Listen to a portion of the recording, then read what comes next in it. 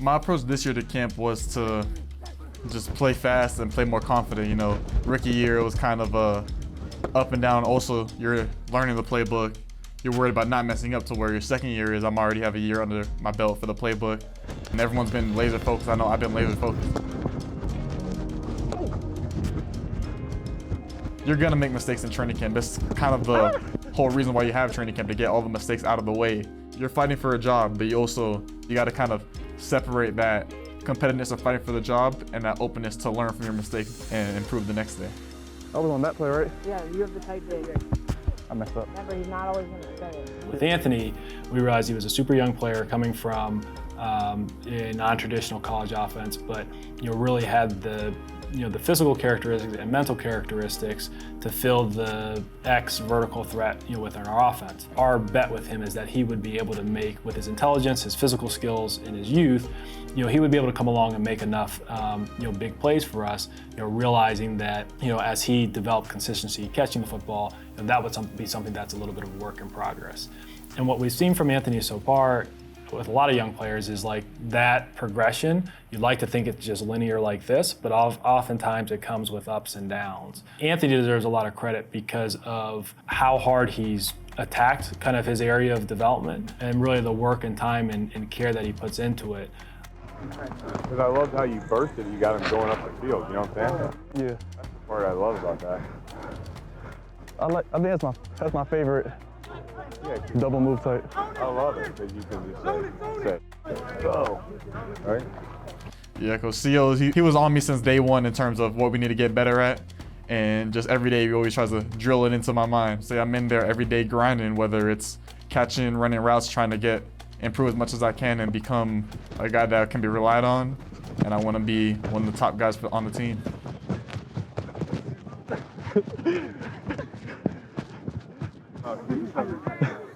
I got that boy mic'd up. Yeah, bro, you didn't tell nobody. I told them. I told y'all. You didn't tell me at all. And the camera's facing my, man, get the Wow. That's what I've been keeping my distance. I can't make any visual signs. Yeah, it's an unspoken rule. I mean, if you're mic'd up, you got to give everybody a heads up before you're mic'd up. I'm pretty sure Schwartzy told us like the last period of practice, and that's a big no. I'm just saying it's a CO the whole time. What do you got? I'm mic'd up. I told them, now they mad that more people are finding out. I told them. You were mic'd up today? The whole time. Oh man.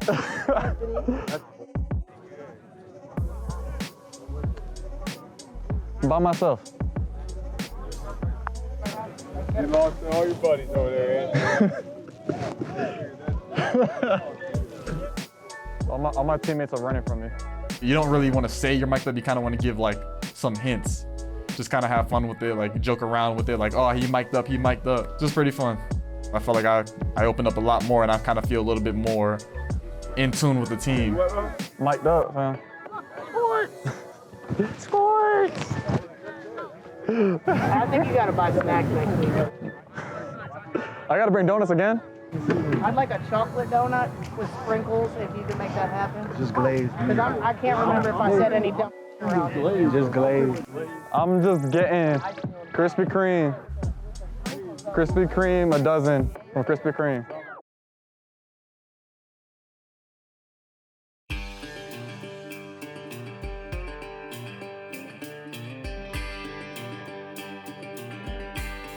Is that the K-Rod's ground camp? No, K-Rod's ground camp. You got to get him, yes. I would pay money just to watch the whole practice back. You can see the mic, K-Rod. Well, I'm just telling you. Yeah, I got you. I'm going to turn your ass in after I get this recorded. My main responsibility off the field is being a mentor to the young coaches on the staff. So I think, I kind of filled that role with Kevin when we were both at the Vikings, and he's kind of kept me in that role with our young guys. So it's an opportunity for me to really get to know them, and I relish it. I really do. Speed, speed, speed. There it is. Jay, good route, man. Good route. What do you think was going to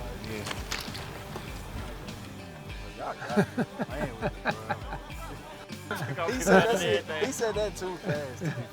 Well, I knew you was fishing for something there, Mikey. I think one of the fun parts about having K-Raj on the staff is he really ties into the fabric and the history of our game. I just think using K-Raj, who's been able to do it at the collegiate level, at the pro level, has been a coordinator, has been a position coach. I think having someone like that can really assist our young coaches is important. Schwartz looks good. Yeah, he's doing some good things.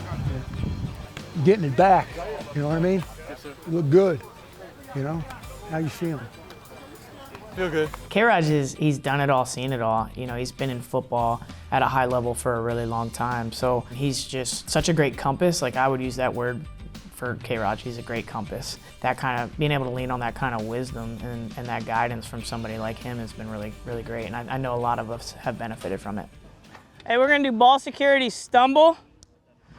Ball starting in your right hand. You're gonna take 3 steps. Come down, I'll poke you. No, Callie's been awesome. You know, she's wanted to coach in a position, and very deservingly so this year. We put her in that role. I know Coach O'Shea relies on her, you know, and lets her do a lot of stuff, gives her a lot of freedom to coach, you know, which is awesome. She's very good at what she does. She's very detail-oriented. And to have her in there with Kevin and CO, that's a room you feel really solid about from a coaching staff standpoint. Offense on deck!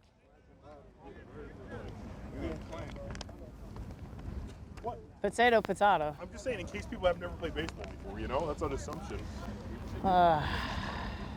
Yeah, I think Callie's a young football coach that we believe has a very bright future. All the things that Callie has done to advance our game and advance young women being a part of our game is really important to us.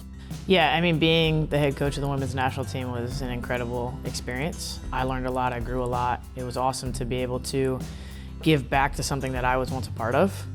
You ready?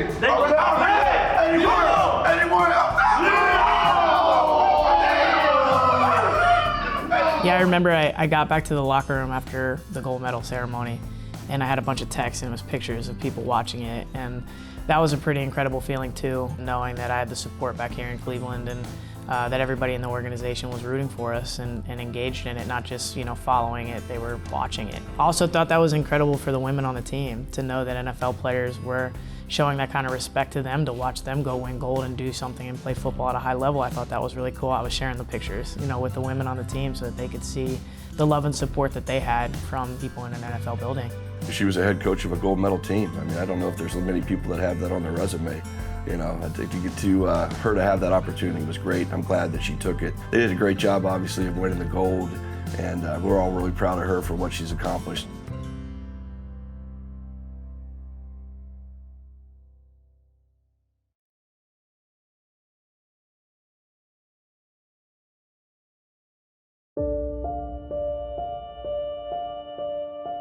Looking back on training camp, I think Kevin and the staff did a great job of installing our schemes, reinstalling our schemes, developing guys individually, and having the group come together as a team. Ultimately, though, the proof will be in the pudding, right? Like, we feel good going into the season, but we still have to play it out, and we still have to prove it on the field. So while we're cautiously optimistic, we still have a long way to go. I think the guys have worked really hard. We've had countless hours of individual drills. You just get better when you focus on the technique. You focus on something that you want to get better at. We have coaches that will help you get better at it. I've just seen guys striving to hone their craft. It's been a busy offseason, especially the new quarterback room, having to reteach and you know, get those guys up to speed on our system. Good group of new guys, new faces in the building, and they've all worked extremely hard to get where they are now. When you're teaching a scheme, there's really no shortcut. There's a lot of hours that you spend on it. You're in there in the meeting room, and you're together, and you're watching tape, you're putting the playbook together.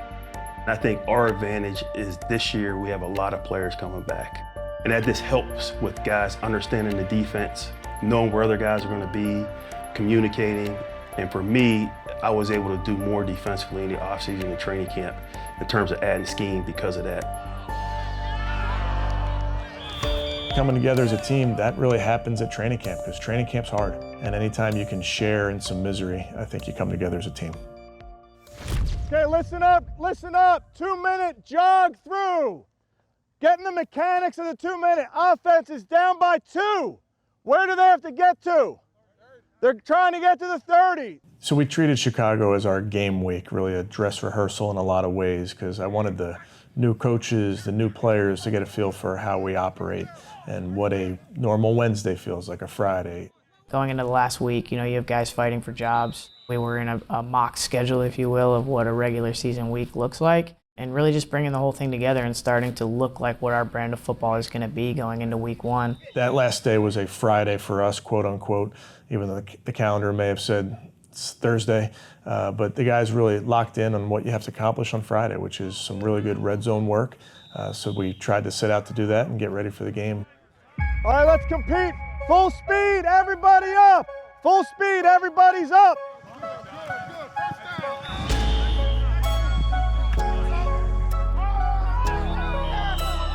Part of our job is to develop a routine. That's what this week is, right? You have 55 hours until game time. 55 hours. And if I were a lot of guys in here, I would be spending extra time studying. With that 55 hours, you got to get your body right. You got to get your mind right. We have to get our mind right. Too many little mistakes on offense, defense, and special teams. If we want to be a smart football team, we have to clean that up. You have 55 hours to do that, all right? Team on 3. 1, 2, 3. All right, heads, let's get started, guys. Okay, first of all, nice job. Everybody here on time, where you're supposed to be. Very nice job. Okay, for tomorrow night, Preef had a special teams meeting. What were the 2 words, guys?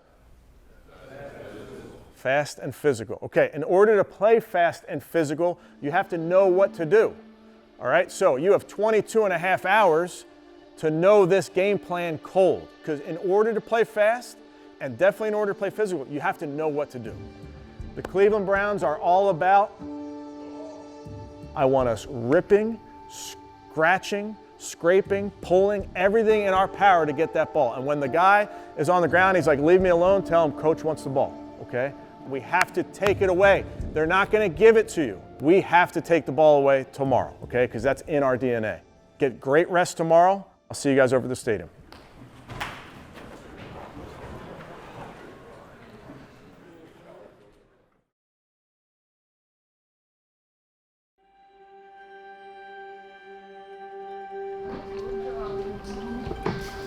Be a good day today.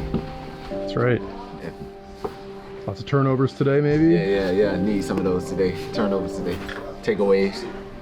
So the final preseason game, my mindset was just to go in and do my job. I always say that I'm one of those players that I feel like can change the game. So when I came in, I'm like, I told my mom, like, I gotta make plays. Like, I gotta make a play. So I'm always coming in like, hey, let me try to make a play. I just want to thank God for this opportunity. I'm blessed to be here. D'Anthony's road was a tough one. He's had to go to a couple different schools. He's had to travel a long way from home. There was a moment where he was outside of football, working in a normal job and still had to fight for this dream. Go have fun. Yes, sir. Man, you've done all this in the spring, summer. Have fun, enjoy it. Get Yes, ready sir. for it. Yes, sir. Attack the ball, you're gonna get one. I need one. I know. I need get one today. Yeah, I'm gonna get one of them days. Get one of them days for sure. D'Anthony was actually a player that we targeted coming out of our February draft meetings. He was a guy that our scouts really liked a lot. And when we go into the All-Star games, we have basically a subset of players that will go into active recruiting mode from that, and he happened to be one. We got lucky because Jeff was also coaching at the Shrine game, and it was probably like a bit of an instant rapport. A guy that we targeted, a guy that was with the position coach he would end up being with in training camp, and really kind of showed himself well during that week. So it's one of those few moments where the stars completely align, I guess you could say. Nice. Good job, Bill. Going into the Shrine Bowl, I wasn't aware of D'Anthony. I hadn't heard of him, and he wasn't initially on our roster. And we ended up having a couple safeties go down the first day with injury, and he actually came in the second day. Ball out. I'm giving it to you. I was at NFLPA game, and we had just finished around like 6:30, and my agent, Joe, called me, and he was like, hey, what you doing? I'm like, we just finished the game. He like, well, you want to hop on the flight right now to go to the Shrine Bowl? I'm like, yeah, for sure. And then they was like, you don't got to practice the next day because we know you probably be tired. And I'm like, nah, I ain't come out here to watch nobody else practice. I came to play. So next day I was out there. Being able to coach in those all-star games, it affords you an opportunity to work with these guys in a game-like setting for a week. So I've seen his skill set and know what a good athlete he is and how he kind of processes the game. Bill, where you at? You had one today where you were in this situation, right? That's a perfect opportunity to come down and punch it. But I think when you come into a new situation, there's some apprehension and unease. Don't have any anxiety. Trust yourself, you know what I mean? Go hit it. You're gonna make something happen. It's gonna happen. You don't have to do anything special. And I was trying to take that off of him and just trying to relay to him, hey, I've seen guys play at this level that have the same athletic attributes that you do. You can do it. Just have fun, baby. Hey, you're ready for all this. D2, D1, that don't matter. Yeah, it's the same. It don't. It's a game. Just go play ball. Appreciate you. Thank you. I just loved our connection. You know, I think Coach Howard, he looks at me more than a player. Having him believe in me, just to hear somebody else on the outside say it, it's like, dang, yeah, I really can. You know, it really doesn't matter where you came from, you can do it. And that was kind of one of the things that we had at East West Shrine. You know, he was like, I came in kind of fearless. Like I wasn't scared to go against nobody that came from this school and that school. So that was one thing that we kind of like clicked on. We was like, yeah, we don't care who in front of us. Whoever in front of me got to get it. Coach Howard always takes pride in developing the guys that maybe people don't think are great players at the time. You know, I know when he came back, he told me about a couple guys he thought were really good players, and DeAnthony was one of them. Coach Howard relayed that information to our scouting department, and when he went undrafted, you know, he's available. We talked to him. He was excited. He signed with us, and from off-season to training camp to the preseason, we knew that there was something special about him. That's a kid that he came in and he had told me forcing fumbles, it was something he's interested in. He was like, man, I'd really like to get one in preseason games. And I was like, well, you need to watch him more. And so I built a tape for him of all the TV copies of every single forced fumble in 2021. I'm like, yeah, send that to me. I need to see that. So every night I just went home and I just started looking over it. And then I came back the next day. He's like, you watched that reel? I'm like, yeah, I watched it. And one of those attempts came during Jacksonville. And I just keep taking advantage of it every time I see it. Gotta remember what I've been seeing and what I've been learning. Check that ball when you get your opportunity. Yeah, yes, sir. Yes, sir. And I tell them when they come in here, the undrafted free agents, it's almost like you can't play. Everybody assumes you can't play until you prove otherwise.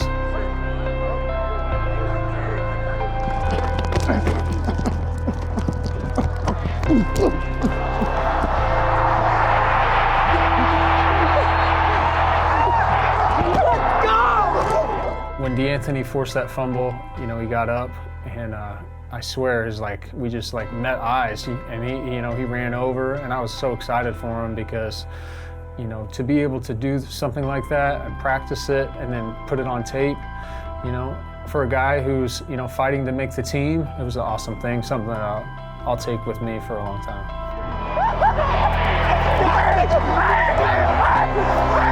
Let's go! Wait, let's go! Let's go! Let's go! Let's go! Let's go! Come on! It just shows me that I can play. I can play here. I belong, and I can make plays at this level. Get that ball back! Get that ball back! Let's go! For me, it was like I'm happy at the same time because I felt like I put my best foot forward, but I'm nervous at the same time because it's like, what if you didn't do enough? What if you could have made a couple adjustments here and a couple more plays here? And, you know, it's just me praying, asking God, like, to just lead me, and whatever way he leads me, that's the way I'm going to go. I need somebody to hold this one for me. I got to keep this one. Hey, I need one of y'all to keep this one for me. That's me. Yeah, I think for me, I ain't feel a peace of mind at all. I made that play, but when I went home, it was kind of like, dang, I'm looking at film, I messed up on these plays. I was like, hey, I still need to do more. I got to make more happen. You working, boy. I'm trying to be great, baby. Trying to be great. Final score again, the Bears 21 and the Browns 20. What's up next? They get down to 53, and that will be interesting to see how the roster is constructed. Do they make a deal somewhere? Do they go off somebody else's cuts and pull somebody in here? Do they go get a player that's out there that isn't with a team right now? All of that is out there and will be covered with you coming up next. All right, we'll get going here. We really look at the construction of 53 as it's really like one big puzzle and putting the right puzzle pieces together. for some of these decisions, it's less about, who's worthy of being a 53-man player and who's not, but what is it that they actually do to supplement either a particular position group or supplement the kicking game or supplement what we have on offense and defense holistically. Any questions before I get to the reveal? Okay. So I'll give you guys a couple minutes to digest it, and then kind of any last minute comments. Jeff, on safeties? All good. When I saw Anthony's name on there, it was an exciting moment because I know how much it means to him. And this was our first time that we had an undrafted free agent end up making the roster coming out of training camp. And it really is a tribute to all the work that he's put in and all the practices, all the extra time he spent in the meeting room to be able to get that. Thankful. Thank you to the Browns. Thank you, Coach Howard. Love Coach Howard. Oh, yeah, man. I cried that morning for sure. I cried. I had a long journey, been through a lot of stuff, so this is one of those moments where I finally felt like I've accomplished something big.